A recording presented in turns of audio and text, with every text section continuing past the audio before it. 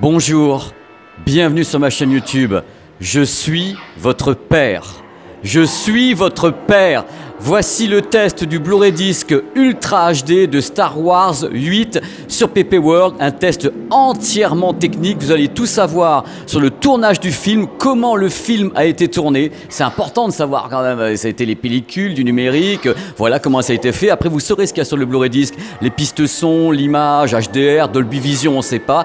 Et au final, vous en saurez encore beaucoup plus sur la qualité audio, la qualité vidéo, et j'ai une chance incroyable. Je suis carrément en train de vous faire ça chez Madame Tussaud avec justement l'univers de Star Wars. Et maintenant, je vais retrouver mon pote Chewbacca pour parler de la façon dont le film a été réalisé. Vous allez tout savoir pour mieux comprendre après comment est le Blu-ray disc et pourquoi est-ce que le Blu-ray disc Ultra HD est comme il est. Voilà, ça permet un petit peu de cerner les choses, voyez-vous. J'espère que tu vas bien mon pote. Alors comment le film a été tourné? Alors je vous explique un truc, c'est que le film a été tourné, ça a dû être une tannée de tourner Star Wars 8 parce qu'il a été tourné avec divers moyens techniques. Numéro 1 avec une pellicule 35 mm. Numéro 2 en IMAX pour certaines scènes, certains plans truqués sont tournés en IMAX. Et numéro 3 tourné également en numérique avec des caméras Arri Alexa tourné en numérique je crois en 3 et en 4K. Alors que se passe-t-il quand on fait ça? On tourne donc en pellicule, on tourne en numérique et après on s'arrange pour mettre les effets spéciaux par-dessus et faire un master 4K. Il faut savoir que ce Blu-ray disc est réellement 4K. C'est un puzzle d'images mais tout est finalisé en 4K. C'est pour ça qu'après on parlera de la qualité de l'image. Il y a peut-être des raisons pour lesquelles la qualité de l'image peut paraître un peu bizarre parce qu'en effet c'est plusieurs types de captation, c'est plusieurs types de trucage. C'est un peu compliqué à faire même pour ILM. On est quand même en 2018 mais quand on tourne comme ça avec plusieurs types de caméras c'est toujours un peu le bazar après. Pour la partie audio, c'est le Dolby Atmos. Il a été mixé pour le Dolby Atmos, mais bien sûr, il peut être transcrit différemment, puisqu'il y a des salles de cinéma qui ne sont pas Dolby Atmos, qui ont donc diffusé en 7.1 canaux. Vous verrez sur le Blu-ray, il y a plusieurs types de pistes audio, justement. Alors, qu'y a-t-il sur le Blu-ray disc Ultra HD, qui est donc testé dans cette vidéo? Il faut savoir pour commencer que le Blu-ray disc Ultra HD n'est pas 3D. Si vous voulez la version 3D, c'est le Blu-ray disc normal. Sur le Blu-ray disc Ultra HD, il y a une image qui est en cinémascope, donc en cinémascope avec des grosses barres noires, et attention, alerte, alerte, ce n'est pas indiqué sur la jaquette du Blu-ray disc français, mais en effet, le Blu-ray disc français Ultra HD et HDR Dolby Vision. Ce n'est pas marqué sur la jaquette, c'est à mon avis une erreur de la part de Disney France de ne pas l'avoir indiqué, mais il est réellement HDR Dolby Vision. On va parler un petit peu des choses qui fâchent maintenant. La partie audio, la section audio du Blu-ray disc Ultra HD. La VO est en effet en Dolby Atmos. La VO, mais la VF, pas du tout. La VF, c'est une piste audio Dolby Digital Plus 7.1 canaux. C'est un peu l'équivalent de ce qu'on trouve sur Netflix en audio, donc je suis pas content. C'est pour ça que je fais la séquence avec Dark Vador, le mal, parce qu'en effet, c'est pas bien quand on lance un Blu-ray disc à 30 € en France, de balancer la VO en Dolby Atmos et une VF avec un son qui est beaucoup moins performant techniquement. Je trouve pas ça très sympa. On va en reparler tout à l'heure justement. Bref, c'est une mauvaise habitude de certains éditeurs américains et la France peut rien faire. Bon mes petits loulous, maintenant pour parler de la qualité audio et la qualité vidéo, je vais plutôt me mettre dans un endroit très calme pour avoir le temps de vous expliquer les choses correctement, sans qu'il y ait du monde autour, sans que vous soyez perturbés par la merveille qui est autour de moi. On va prendre le temps de discuter, parce que je suis là pour ça d'abord. Allez, à tout de suite, on va se mettre au calme, ensemble. Voilà, au calme et tout, ça va être tellement merveilleux. Alors les gens qui me connaissent savent que je suis vraiment un fan de Star Wars depuis très longtemps. Je traque tous les masters, depuis la qualité des masters sur le DVD, les remasterings sur le Blu-ray disc, bref, c'est ma passion. J'aimerais vraiment que Star Wars se retranscrit le mieux du monde. Et là, c'est la première fois que je vois un film de Star Wars, même s'il est récent, mais en Ultra HD. Alors, autant vous dire que j'avais les yeux grands ouverts devant le vidéoprojecteur et devant le téléviseur OLED. Donc, on va parler d'abord de la projection que j'ai fait en HDR.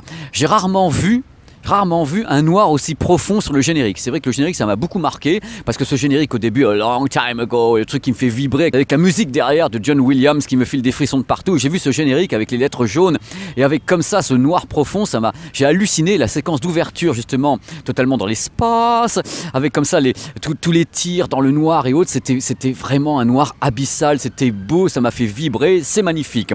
La colorimétrie, parlons-en de la colorimétrie. Quand j'étais au Cinoche, quand j'ai vu le film en numérique, numérique, il y a une séquence qui m'a beaucoup marqué. C'est une scène sur laquelle on voit Snoke qui est sur son trône comme ça avec un fond rouge superbe, uniforme, vibrant, chaleureux, et devant le fond rouge il y a deux gardes qui sont également d'une couleur rouge mais différente. Et là je me suis dit, quand j'ai vu le film, je dis oh, bah alors ça en vidéo c'est même pas en rêve, ça va être mélangé, les rouges vont être les mêmes, ça va être l'horreur, ça va être oh là là mais cache-toi. Et j'ai regardé le Blu-ray disc Ultra HD avec les yeux ouverts comme ça en HDR et ça passe comme une lettre à la poste. On voit vraiment très bien les gardes, les deux tons rouges, et c'est assez superbe. Et ça m'a conforté dans l'idée que le Blu-ray disc était très fidèle en colorimétrie par rapport à ce que j'ai vu moi au cinéma. Il y a d'autres séquences importantes justement sur le naturel des visages, les couleurs chères, les maquillages, les rouges à lèvres de ces dames et ces mesdemoiselles. Il y a vraiment des trucs qui sont vachement bien faits, les tirs laser, on voyait vraiment les couleurs dans les tirs laser. Il y a des très belles images qui sont donc produites sur ce Blu-ray disc Ultra HD avec une très belle colorimétrie en HDR. J'étais très content de voir ça, c'est vibrant sans trop en faire.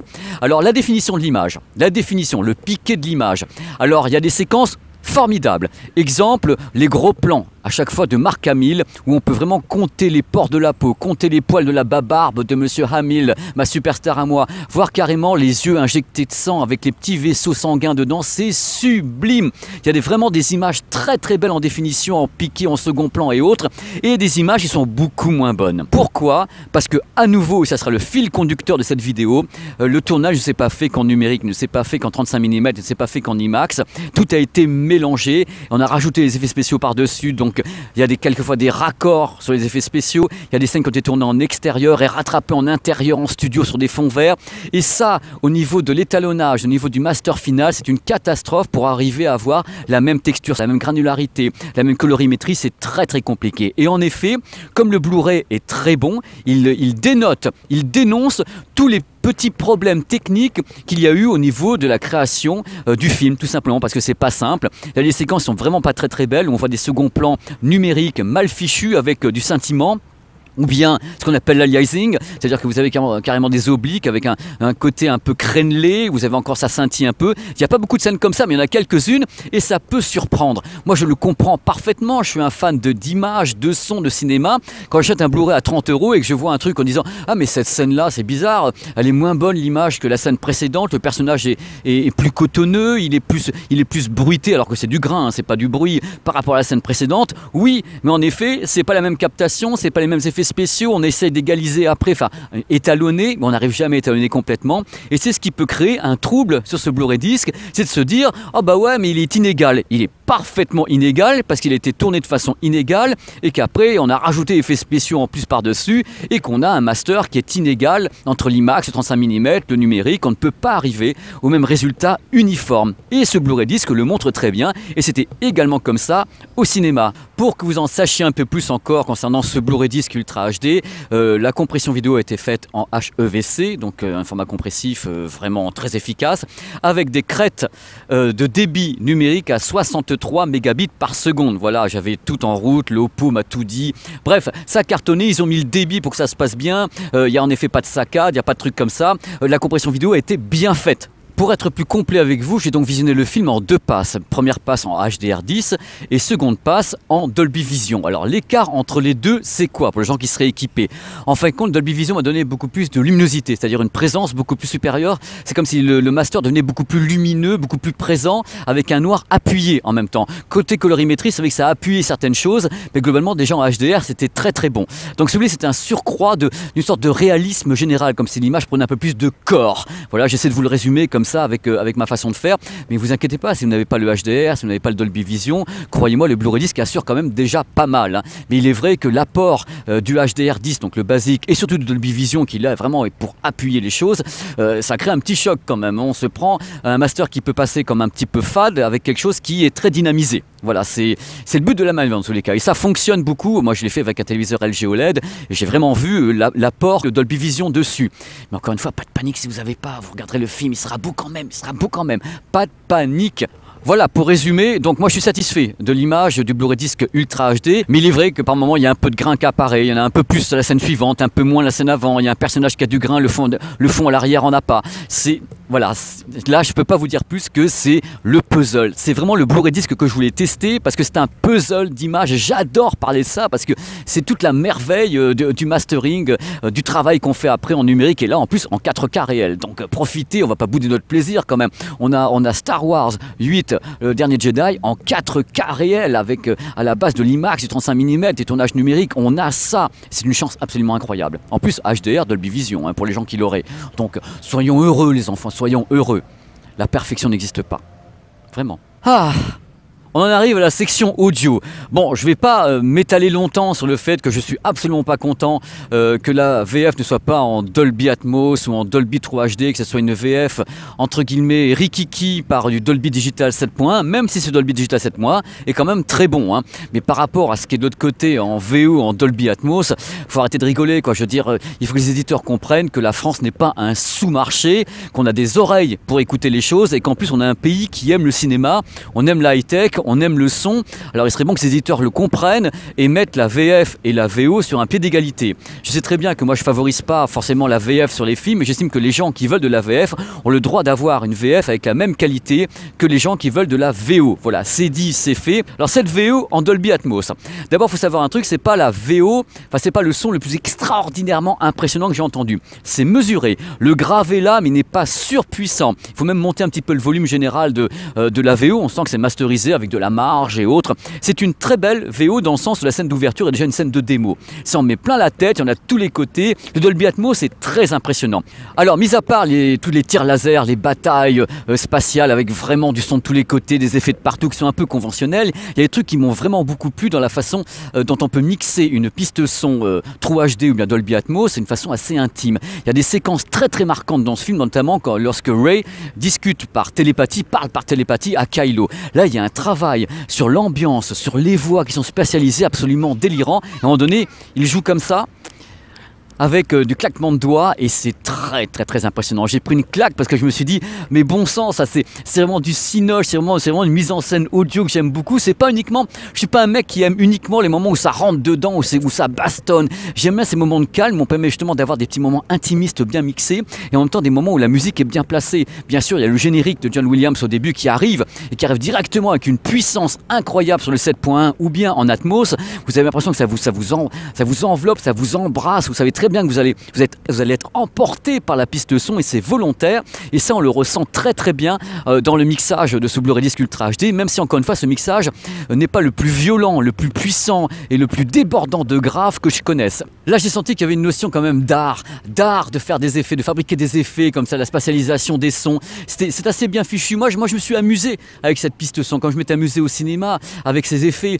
L'Atmos n'est pas le plus surprenant dans les effets verticaux, ça monte pas et ça descend pas de tous les côtés, mais globalement c'est agréable, ça correspond à ce que moi j'attendais en tous les cas d'un film de Star Wars en 2018 dans le mixage. Les voix sont très très présentes, justement les voix de Rey et de Kylo quand ils discutent ensemble par télépathie, la présence des voix, la voix de Mark Hamill, cette voix chaude, rauque, chaleureuse, passe super bien sur l'enceinte centrale, on entend, je vais vous dire le truc, on entend encore le claquement de la salive, ça vous fait marrer à chaque fois, mais on entend vraiment tous les détails de cette voix, c'est divin. J'étais là, j'étais un gamin à nouveau et si je suis un gamin devant un film parce que techniquement je suis emporté, c'est que ça a rempli sa mission quand même quelque part.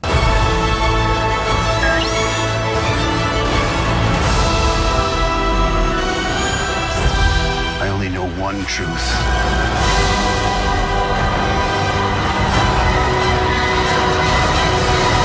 Voilà, je vous ai dit ce que j'en pensais techniquement et je suis ravi de pouvoir en effet relancer ces tests de Blu-ray Disc. J'espère en effet avoir pas que du bien à dire et tomber sur quelques Blu-ray Disc vraiment pas très bons, qu'on puisse vraiment essayer d'analyser aussi pourquoi est-ce qu'ils sont foirés, parce qu'il va y en avoir qui vont être complètement foirés. J'ai quelques titres en tête d'ailleurs, on les fera sur cette chaîne YouTube. Voilà, maintenant je vais vous donner rendez-vous à côté de mon sosie pour vous dire au revoir. Je crois que c'est l'empereur, on a la même tête, de toute façon c'est les mêmes. La ressemblance est frappante. J'ai pris un plaisir extraordinaire à faire cette vidéo avec toute la passion, ma passion pour les images, ma passion pour l'univers de Star Wars. J'espère que ça vous plaira. C'est la vie d'un homme, c'est la vie technique d'un homme. Il peut y avoir d'autres avis sur ce report en Blu-ray disc de Star Wars. N'hésitez pas à commenter, à me dire ce que vous en pensez. On est là pour discuter ensemble. Cette chaîne n'existe que parce qu'il y a un débat. Et c'est ce qui m'intéresse, c'est de débattre avec vous. J'ai pas la science infuse. Je vous dis ce que je pense. Et n'oubliez pas dans tous les cas que pour la plupart des youtubeurs, je suis leur père. Non mais vraiment, non je rigole. Allez, des gros bisous, ciao. Faire bousiller moi, j'ai l'impression que quelqu'un va me couper la tête. Ciao.